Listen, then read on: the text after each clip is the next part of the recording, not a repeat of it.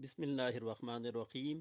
بے پردگی کے چند نقصانات، ویلنٹائن ڈے اور اسلام ہر وہ حکم دیتا ہے جس میں بنیادی طور پر انسان کا فائدہ ہوتا ہے۔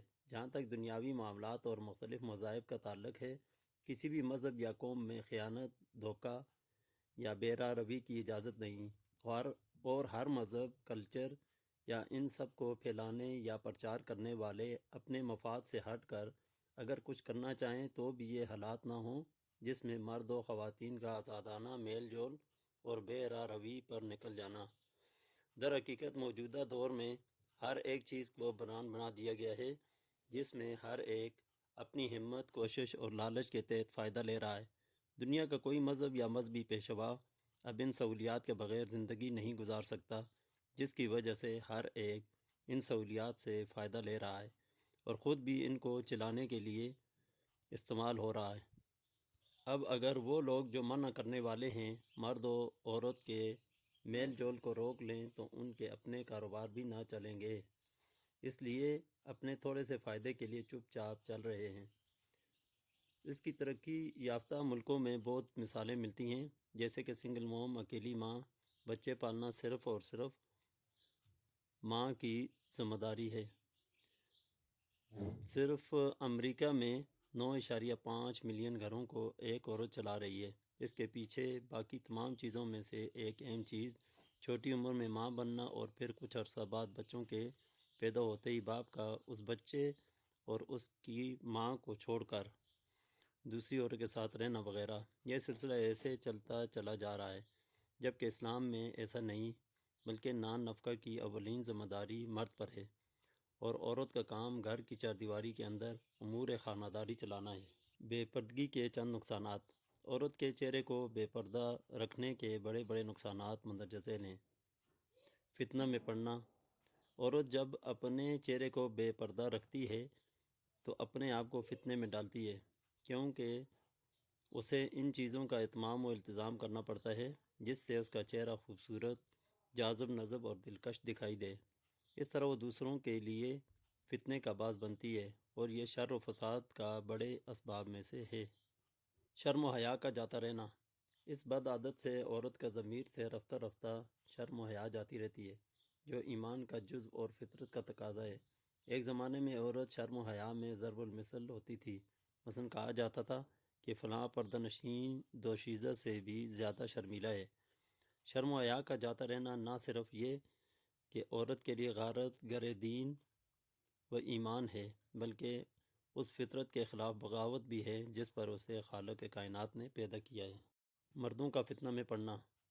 بے پردہ عورت سے مردوں کا فتنہ میں پڑنا طبی امر ہے، خصوصاً جب وہ خوبصورت بھی ہو، نیز ملنساری، خوش گفتاری یا ہنسی مذاق کا مظاہرہ کرے۔ ایسا بہت سی بے پردہ خواتین کے ساتھ ہو چکا ہے، جیسا کہ کسی نے کہا ہے، ایک اشارہ ہوا، 2 ہاتھ بڑھے، بات ہوئی، یا اور کھل جائیں گے 2-4 ملاقاتوں میں۔ شیطان انسانی جسم میں خون کی طرح رواں دواں ہے۔ کتنی مرتبہ ایسا ہوا کہ باہمی مذاق کے نتیجے میں کوئی مرد کسی عورت پر یا عورت کسی مرد پر فریفتہ ہو گئی، جس سے وہ خرابی بنی کہ اس سے بچاؤ کی کوئی تدبیر نہ بنائی۔ اللہ تعالیٰ سب کو سلامت رکھے۔ مرد عورت کا آزادانہ میل جول۔ چہرہ کی بے پردگی سے عورتوں اور مردوں کا اختلاط عمل میں آتا ہے، اس لیے کہ جب عورت دیکھتی ہے کہ وہ بھی مردوں کی طرح چہرہ کھول کر بے پردہ گھوم پھر سکتی ہے تو آہستہ آہستہ اسے مردوں سے کھلم کھلا دکم پیل کرنے میں بھی شرم و حیا محسوس نہیں ہوتی، اور اس طرح کے میل جول میں بہت بڑا فتنہ اور وسیع فساد مضمر ہے۔ ایک دن رسول اللہ صلی اللہ علیہ وسلم مسجد سے باہر تشریف لائے تو عورتوں کو مردوں کے ساتھ چلتے ہوئے دیکھا تو عورتوں سے ارشاد فرمایا، ترجمہ: ایک طرف ہٹ جاؤ، راستے کے درمیان چلنا تمہارا حق نہیں ہے، ایک طرف ہو کر چلا کرو۔ حضور صلی اللہ علیہ وسلم کے اس فرمان کے بعد خواتین راستے کے ایک طرف ہو کر اس طرح چلتی کہ بسا اوقات ان کی چادریں دیوار کو چھو رہی ہوتی۔ اس حدیث کو ابن کثیر نے قل للمؤمنات یغضضن من ابصارہن کی تفسیر میں بیان کرتے ہوئے ذکر کیا ہے۔ یہ حدیث سنن ابی داؤد باب فی مشاء النساء مع الرجال فی الطرق میں ہے۔ شیخ الاسلام ابن تیمیہ رحمۃ اللہ علیہ نے بھی غیر محرم مردوں سے عورتوں کے پردہ کرنے کے واجب ہونے کی تصریح کی ہے۔ چنانچہ فرماتے ہیں، حقیقت یہ ہے کہ اللہ تعالیٰ نے عورت کی زینت کے 2 درجے مقرر کیے ہیں۔ نمبر 1 زینت ظاہرہ، نمبر 2 زینت غیر ظاہرہ۔ زینت ظاہرہ کو عورت اپنے شوہر اور محرم مردوں کے علاوہ دوسرے لوگوں کے سامنے بھی کھلا رکھ سکتی ہے۔ آیا حجاب نازل ہونے سے پہلے عورتیں چادر اوڑھے بغیر نکلتی تھیں۔ مردوں کی نظر ان کے ہاتھ اور چہرہ پر پڑتی تھی۔ اس دور میں عورتوں کے لیے جائز تھا کہ چہرہ اور ہاتھ کھلا رکھیں، اور مردوں کے لیے بھی ان کی طرف دیکھنا مباح تھا، کیونکہ اس کا کھلا رکھنا جائز تھا۔ پھر جب اللہ تعالیٰ نے آیا حجاب نازل فرمائی، جس میں ارشاد فرمایا، یا ایھا النبی قل لازواجک و بناتک و نساء المؤمنین یدنین علیہن من جلابیبہن، ترجمہ، اے نبی صلی اللہ علیہ وسلم اپنی ازواج، صاحبزادیوں اور مسلمانوں کی عورتوں سے کہہ دو کہ خود پر چادریں لٹکائیں۔ تو عورتیں مکمل طور پر پردہ کرنے لگیں۔ اس کے بعد شیخ الاسلام فرماتے ہیں، جلباب چادر کا نام ہے۔ حضرت عبداللہ بن مسعود رضی اللہ تعالیٰ عنہ اسے ردا، اوڑھنی، اور عام لوگ اسے ازار، تیبند کہتے ہیں۔ اس سے وہ تیبند مراد ہے جو عورت کے سر سمیت پورے جسم کو ڈھانپ لے۔ جب عورتوں کو چادر اوڑھنے کا حکم اس لیے ہو کہ وہ پہچانی نہ جا سکیں، تو یہ مقصد چہرہ ڈھانپنے یا اس پر نقاب وغیرہ ڈالنے سے ہی حاصل ہوگا۔ لہذا چہرہ اور ہاتھ اس زینت میں سے ہوں گے جس کے بارے میں عورت کو حکم ہے کہ یہ غیر محرم مردوں کے سامنے ظاہر نہیں ہونی چاہیے۔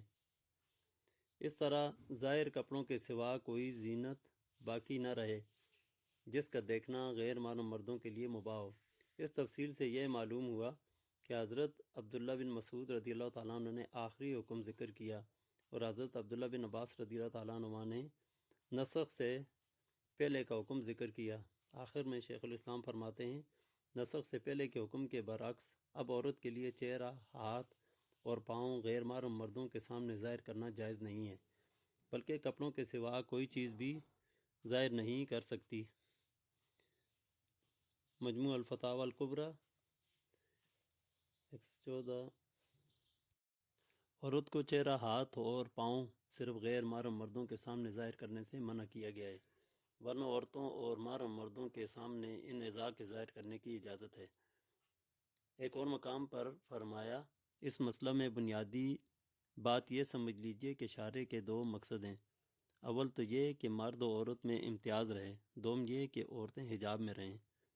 یہ تو تھا اس مسئلے میں شیخ الاسلام ابن تیمیہ رحمۃ اللہ علیہ کا نقطہ نظر۔ ان کے علاوہ حنبلی فقہاء میں سے متاخرین کے چند اقوال نقل کرنے پر اکتفا کروں گا۔ المنتہی میں نامرد، خواجہ سرا اور ہجرے کے لیے بھی عورت کی طرف دیکھنا حرام ہے۔ الاقناع میں ہے، نامرد ہجرے کا عورت کی طرف دیکھنا حرام ہے۔ اسی کتاب میں ایک اور مقام پر ہے، آزاد غیر محرم عورت کی طرف قصداً دیکھنا نیز اس کے بالوں کو دیکھنا حرام ہے۔ دلیل کے متن میں دیکھنا 8 طرح سے ہوتا ہے۔ پہلی قسم یہ کہ بالغ مرد، خواہ اس کا عضو کٹا ہوا ہو، آزاد غیر محرم عورت کی طرف بلا ضرورت دیکھے۔ اس صورت میں عورت کے کسی بھی عضو کو بلا شرعی ضرورت کے دیکھنا حرام ہے، حتیٰ کہ اس کے سر پر لگے مصنوعی بالوں کی طرف نگاہ کرنا بھی جائز نہیں ہے۔ شافعی فقہاء کا موقف یہ ہے کہ نگاہ اگر بطریق شہوت ہو یا بہک جانے کا اندیشہ ہو تو بلا اختلاف قطعی طور پر حرام ہے۔ اگر بطریق شہوت نہ ہو، فتنے کا اندیشہ بھی نہ ہو، تو ان کے ہاں 2 قول ہیں۔ مؤلف شرح الاقناع نے انہیں نقل کرنے کے بعد کہا، صحیح بات یہ ہے کہ اس قسم کی نگاہ بھی حرام ہے، جیسا کہ فقہ شافعی کی مشہور کتاب منہاج میں ہے۔ اس کی توجہ یہ ہے کہ عورتوں کا بے پردہ کھلے چہرے کے ساتھ باہر نکلنا تمام اہل اسلام کے نزدیک بالاتفاق ممنوع ہے، نیز یہ کہ نگاہ فتنے کا مقام اور شہوت کا محرک ہے۔ اور اللہ تعالیٰ کا فرمان ہے، مومنوں سے کہہ دو کہ نگاہ نیچی رکھا کریں۔ احکام شریعت میں ملحوظ حکمتوں کے شایان یہی ہے کہ فتنے کی طرف کھلنے والا دروازہ بند کیا جائے اور حالات کے تفاوت کو بہانہ بنانے سے گریز کیا جائے۔ نیل الاوتار شرح منطقی الاخبار میں ہے، عورتوں کا بے پردہ کھلے چہرے کے ساتھ باہر نکلنا، بالخصوص اس زمانے میں کہ جہاں بدگماش لوگوں کی کثرت ہو، بالاتفاق اہل اسلام حرام ہے۔